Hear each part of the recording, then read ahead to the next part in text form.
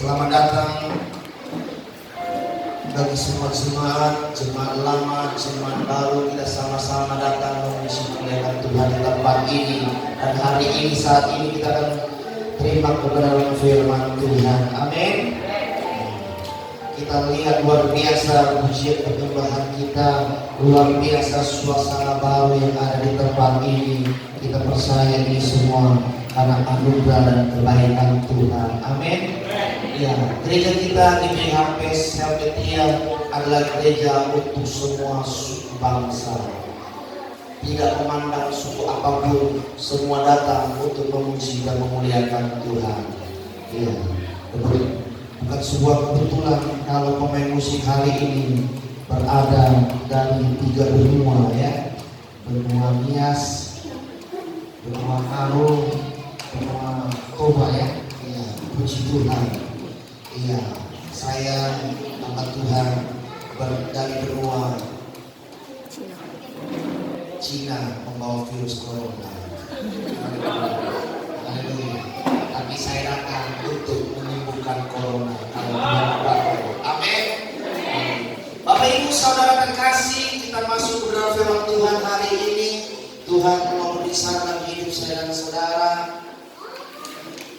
Kembangkan potensi hidup. Tuhan rindu kita sudah diciptakan dari sejak kandungan ibu kita. Kita di dalam rahim ibu kita, Tuhan sudah siapkan semuanya itu. Memiliki potensi-potensi yang sudah Tuhan persiapkan. Kenapa? Karena Tuhan punya tujuan. Amin. Katakan Tuhan punya tujuan dalam hidup dan hidupku. Kita datang di tempat ini bukan sebuah kebetulan, karena Tuhan punya rencana yang indah. Tuhan mau kita kembangkan potensi. Bagaimana kita mau masuk ke dalam pengembangan potensi diri kalau hidup saya dan saudara belum tahu apa potensi yang Tuhan berikan kepada kita?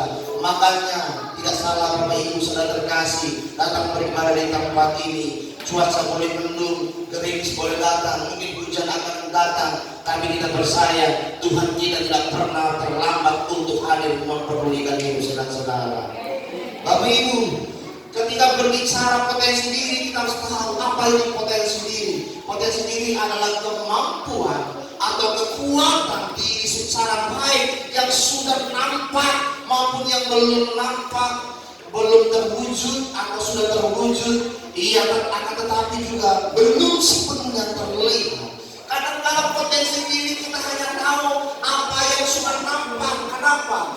Karena kalau potensi diri juga ada yang belum nampak, belum kelihatan. Kenapa? Karena kita belum menggali lebih dalam potensi apa yang ada dalam diriku dan dirimu. Hari ini kita diundang Tuhan untuk masuk dalam pribadi kita, pribadi masing-masing. Karena apa? Tuhan mau kita tahu lebih dalam. Bukan hanya apa yang ada yang kita sudah tahu, tetapi apa yang belum kita tahu tentang potensi diri yang ada di dalam hidup saya dan saudara. Bapak Ibu Saudara terkasih di dalam Tuhan, ketika kita melihat potensi diri, maka kita akan ketemu bahwa potensi diri itu membuat orang. Kalau kita mau menggali potensi diri kita, mau melihat potensi diri kita akan akan mengalami pertama, kita lebih mengenal diri kita sendiri. Siapakah kita, kekuatan kita, kelemahan kita, bagaimana daya tahan kita, kapasitas kita di dalam menghadapi masalah, di dalam menghadapi suka cita yang besar, dan menghadapi tantangan hidup yang dahsyat itu. Sejauh mana kita bisa bertahan hanya ditemukan pada orang yang mengenal dirinya. Yang kedua, ketika kita menemukan mengenal diri kita harus gali lebih dalam lagi. Bukan hanya yang sudah nampak, tapi yang belum nampak. Karena yang belum nampak itu pasti lebih dahsyat daripada apa yang sudah nampak. Kenapa? Dia seperti emas. Ketika semakin digali, semakin murni. Amin. Semakin digali, semakin bersinar emas itu.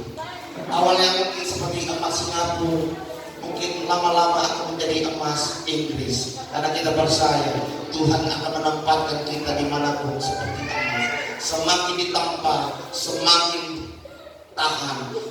tahan membuat kita semakin bersinar karena kekuatan dari Tuhan. Bapak Ibu Saudara terkasih, apapun masalah yang sedang kita alami, jangan takut. Ketika kita ditempa, jangan takut. Di situ Tuhan memperlihatkan kita untuk mengenal diri kita, menggali lebih dalam. Dan yang ketiga adalah kita kembangkan potensi diri itu. Yang sudah kita gali, kita kembangkan. Yang sudah nampak, kita kembangkan. Kenapa? Tuhan punya tujuan atas itu semua. Bukan kebetulan memberikan potensi diri itu, karena Tuhan punya rencana.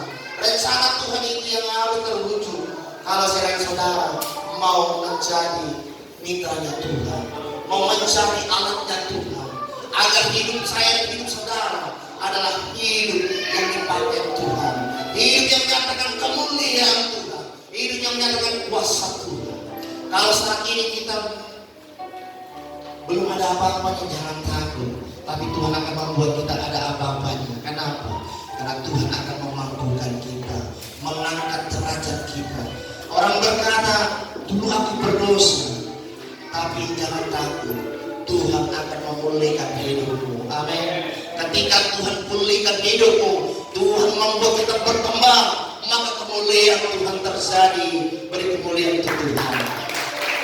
Orang yang mengembangkan diri, potensi dirinya, dari yang tidak dianggap orang, Tuhan pakai dia menjadi luar biasa, maka orang akan takjub. Orang akan berkata, kalau orang baik-baik itu bertobat gampang, tapi kalau preman, orang narkoba, orang yang berdosa, orang yang bejat bertobat dan dipakai Tuhan, orang akan takjub dan melihat karya Tuhan yang luar biasa.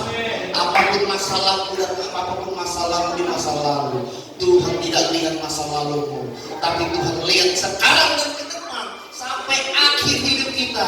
Kita mau mati sebagai pecundang atau kita mau kembali ke rumah Bapa dengan kemenangan yang besar dari Tuhan. Bapak Ibu Saudara terkasih, kita buka di dalam Markus pasal 6 ayat 6. Markus pasal 6 ayat 41 sampai 44. Demikian kebenaran firman Tuhan. Dan setelah ia mengambil 5 roti dan 2 ikan itu, ia menengadah ke langit dan mengucap berkat, lalu memecah-mecahkannya kepada murid-muridnya, supaya dibagi-bagikannya kepada orang-orang itu. Begitu juga kedua ikan itu dibagi-bagikannya kepada semua mereka, dan mereka semuanya makan sampai kenyang. Kemudian orang mengumpulkan potongan-potongan roti 12 bakul penuh, selain daripada sisa ikan. Ayat terakhir, dan yang ikut makan roti itu 5.000 orang laki-laki. Bapak Ibu Saudara terkasih, kisah 5 roti dan 2 ikan bukan sebuah cerita dongeng, bukan sebuah cerita yang lelucon, tapi dari peristiwa 5.000 yang makan ini 5.000 orang laki-laki yang dihitung pada waktu itu saja laki-laki ya, belum dihitung yang perempuan, belum yang dihitung anak-anak. Tapi yang mau kita perlihat, yang Tuhan mau lihatkan kepada kita, yang mau kita saksikan dari peristiwa 5 roti dan 2 ikan ini, ketika potensi itu ada walaupun kecil, mukjizat itu bisa ada terjadi dalam hidup saudara-saudara. Kalau potensi kita semakin besar, lebih besar lagi mukjizat bisa terjadi. Hari ini saudara-saudara, tanya Tuhan saat ini. Tuhan ada di tengah-tengah kita. Tanya Tuhan, Tuhan, apa tujuanmu atas potensi yang Tuhan berikan kepadamu? Jangan tanya kepada yang lain, tanya kepada Tuhan. Tuhan akan menjawab. Kalau dia belum menjawab, tanya terus sampai mukjizat jawaban itu terjadi. Bapak Ibu Saudara terkasih dalam Tuhan, selama ini kita berkata, nantilah tunggu jadi kaya baru menjadi berkat. Dari kemiskinanmu Tuhan bisa membuat engkau punya potensi diri. Potensi diri untuk apa? Untuk melayani pekerjaan Tuhan. Ya, 5.000, 1.000, 2.000 kita anggap itu uang receh, uang yang tidak berarti. Tapi kalau dikumpulkan itu akan jadi banyak. Bapak Ibu Saudara terkasih, Tuhan pernah mengingatkan saya, jangan bangga dengan uang 100.000 yang merah itu. Uang 100.000 merah itu tidak pernah ada kalau tidak ada uang 500 perak itu. Bapak Ibu Saudara terkasih, Sekecil apapun potensi yang ada, sekecil apapun berkat yang ada pada kita, sekecil apapun skill kemampuan yang ada pada kita, itu Tuhan berikan dengan tujuan yang besar. Jangan takut, pakai apa yang kita miliki untuk mengembangkan diri, untuk melayani pekerjaan Tuhan, untuk menabur pekerjaan Tuhan. Karena apa? Upahmu tidak akan pernah sia-sia. Amin. Bapak Ibu Saudara terkasih, gereja ini tidak akan pernah terbangun kalau saya dulu adalah orang yang pelit. Saya dulu suka berbagi walaupun saya pada waktu itu masih sangat miskin. Tapi puji Tuhan Bapak Ibu Saudara terkasih, Tuhan jawab segala kerinduan saya. Saya tidak pernah membayangkan bisa memiliki gereja.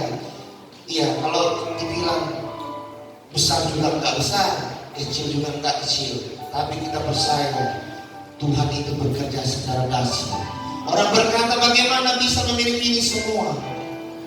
Saya katakan hanya satu kuncinya. Karena saya taat dalam pemberian perpuluhan kepada Tuhan. Dari umur saya yang kecil, dari umur 17 tahun saya melayani pekerjaan Tuhan. Ketika saya merasa dipanggil Tuhan, saya lakukan itu semua. Kuncinya taat, setia, dan loyal kepada Tuhan. Tuhan akan mengadakan itu semua bagi Ibu Saudara. Bapak Ibu Saudara terkasih, kalau kita ditanya di mana kekayaan terbesar, saya mau mengatakan kekayaan terbesar itu ada di kuburan. Kenapa demikian? Orang berkata salah itu. Kenapa? Di kuburan itu tinggal tulang belulang. Mungkin tulangnya akan remuk dan tidak ada lagi. Sesuai dengan proses alam akan hancur tulang-tulang itu. Tapi mengapa saya berani mengatakan kekayaan terbesar itu ada di dalam kuburan? Ini jawabannya Bapak Ibu Saudara terkasih. Ada potensi di dalam kuburan itu, ada potensi diri yang tidak pernah muncul, yang tidak pernah dimunculkan, yang tidak pernah dimunculkan selama seseorang itu hidup di dunia ini. Dia punya skill tapi tidak ditampilkan. Dia punya uang yang banyak tapi tidak mau dia tabur. Dia pendam-pendam saja. Nabung itu boleh, tetapi kita juga harus berbagi. Kenapa? Tuhan beri kita uang karena Tuhan punya tujuan. Amin. Untuk memenuhi segala kebutuhan kita, untuk pelayanan pekerjaan Tuhan. Bapak Ibu Saudara terkasih dalam Tuhan, kita punya kemampuan kembangkan. Jangan takut. Belum bagus tidak apa-apa. Yang penting apa? Aku mau melayani pekerjaan Tuhan. Belum banyak tidak apa-apa. Aku mau menabur untuk pekerjaan Tuhan dan orang-orang lain yang membutuhkan. Amin. Bapak Ibu Saudara terkasih dalam Tuhan, hari ini kita mau dilihatkan Tuhan bagaimana kembangkan potensi diri itu. Yang pertama ada 6 poin Bapak Ibu. Yang pertama, kenali potensi dirimu. Potensi yang sudah nampak itu apa saja. Kita harus punya list potensi apa yang sudah Tuhan beri kepada kita. Yang sudah nampak itu kan gampang. Oh, aku bisa jadi WL. Oh, aku bisa singer. Oh, aku bisa main musik ini. Oh, aku bisa main jenis musik ini dan sebagainya. Aku bisa menyanyi dan jenis musik ini dan sebagainya. Itu yang sudah nampak. Itu gampang. Aku punya uang, aku suka menabur dan sebagainya. Itu yang nampak Bapak Ibu Saudara terkasih. Yang penting yang pertama adalah kenali potensi diri. Itu contoh. Banyak lagi contoh. Tergantung potensi diri apa yang sudah ada nampak dalam Bapak Ibu Saudara terkasih dalam Tuhan.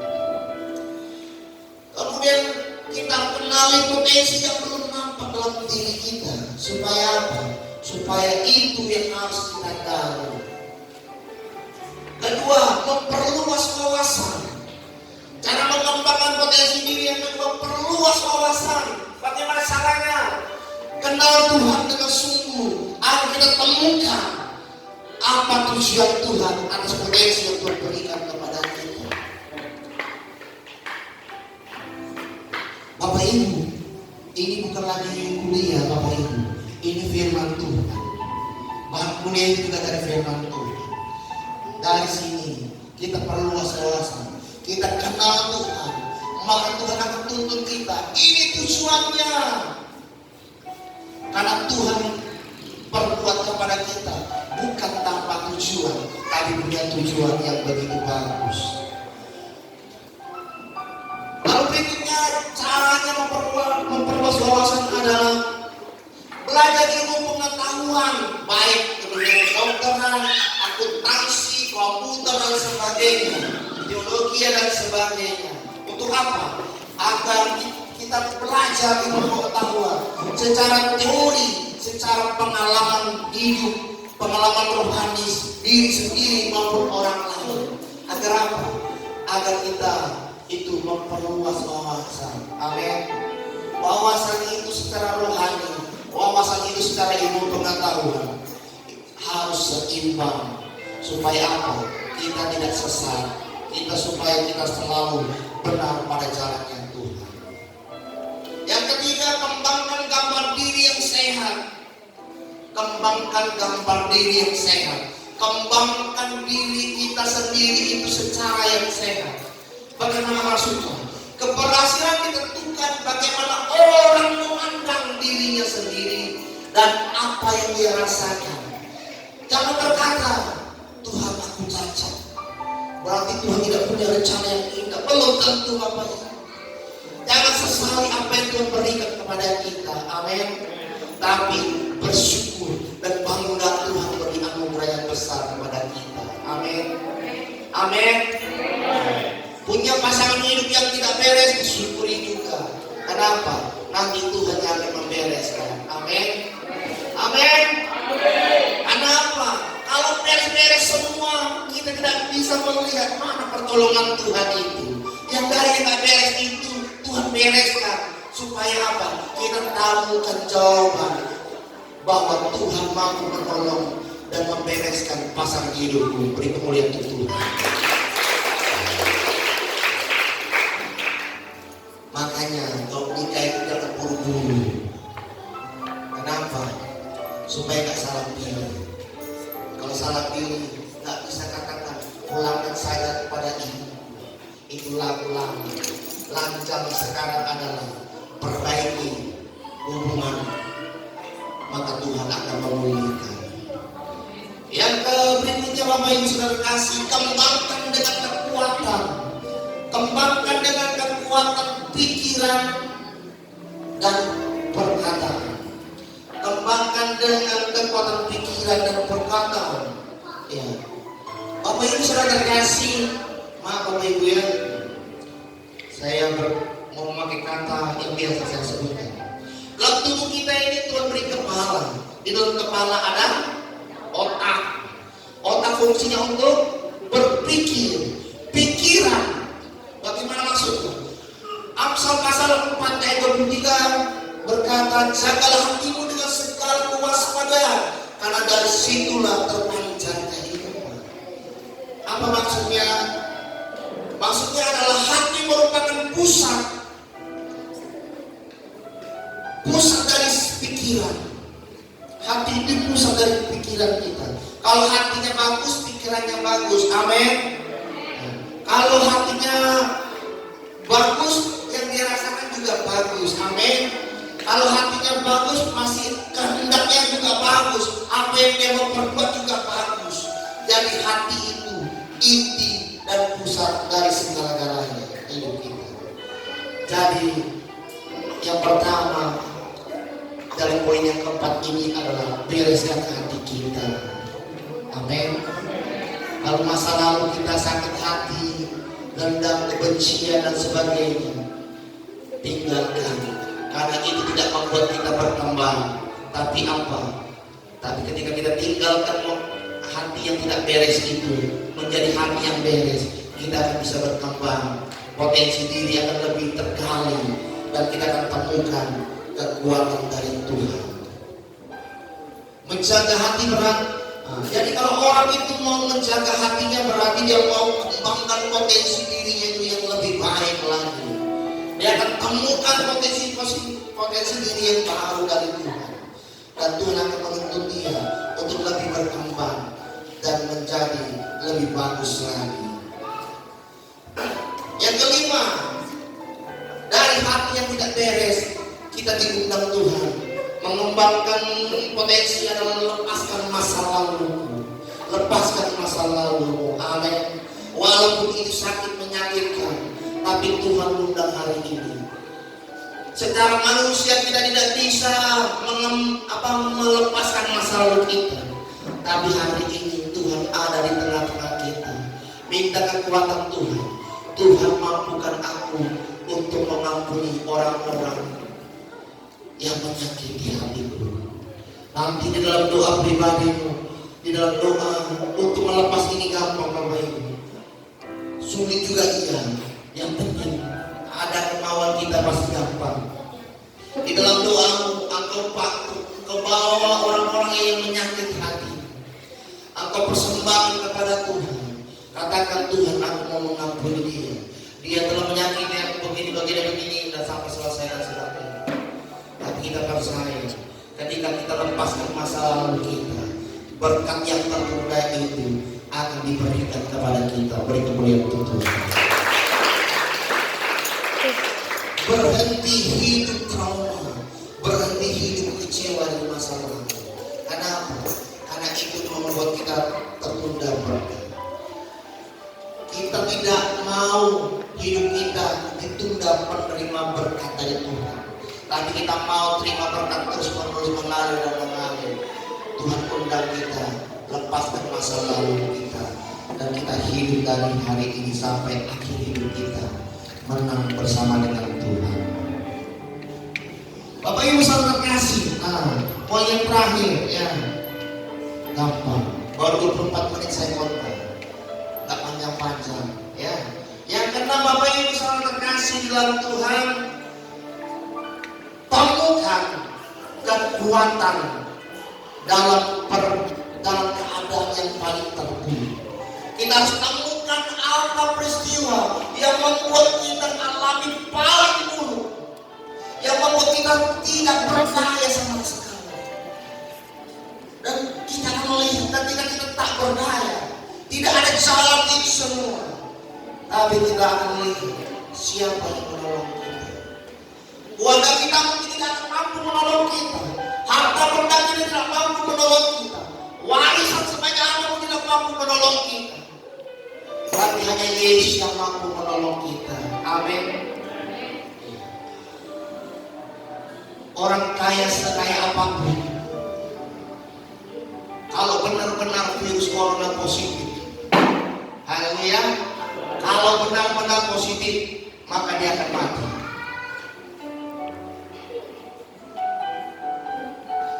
Ketika di detik-detik kematiannya, apakah hartanya bisa menolong dia?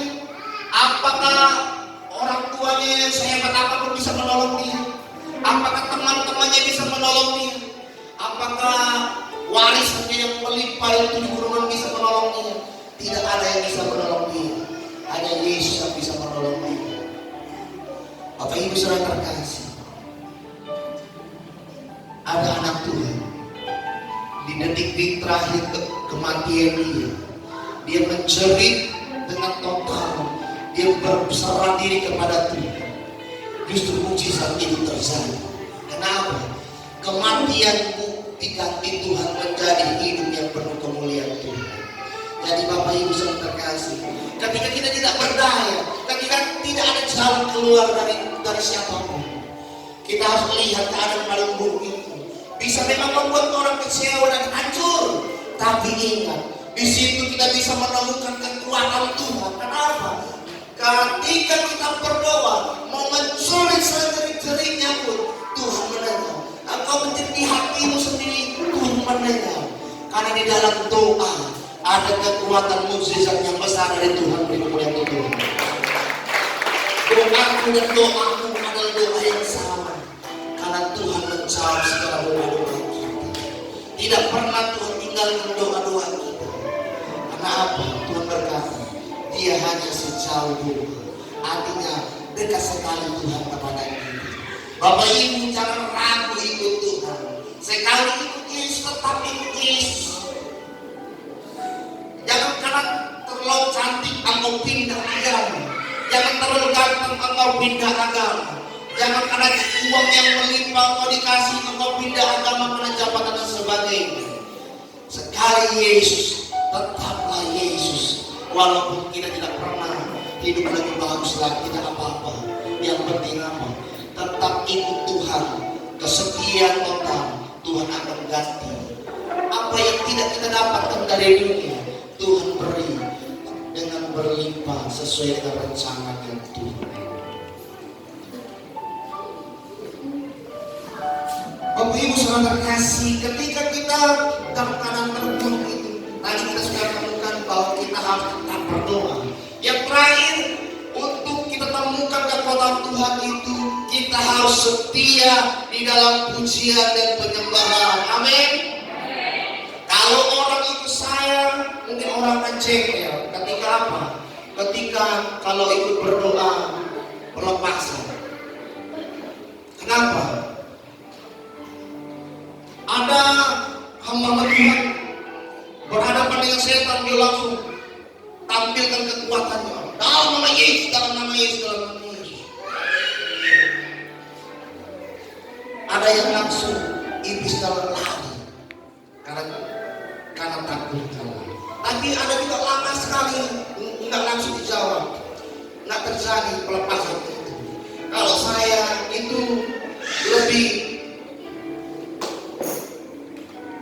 saya menghadapinya dengan mengangkat pujian penyembahan. Kenapa? Kenapa Bapak Ibu? Karena di dalam pujian penyembahan Allah bertata. Ketika Allah bertata di atas pujian penyembahan kita, iblis itu kepanasan. Amin. Ketika iblis kepanasan, dia lari sendiri. Kita bilang di dalam nama Yesus dia lari. Ngapain kita kuras energi? Ngapain kita kuras kekuatan? Makanya apa? Andalkan pikiran yang berasal dari Tuhan. Kalau kita andalkan pikiran yang berasal dari Tuhan, kita dituntun Tuhan untuk melakukannya sesuai dengan apa maunya Tuhan. Menghadapi iblis, andalkan pujian dan penyembahan kepada Tuhan. Maka kita akan melihat iblis akan gemetar dan lari. Bapak Ibu saudara terkasih di dalam Tuhan.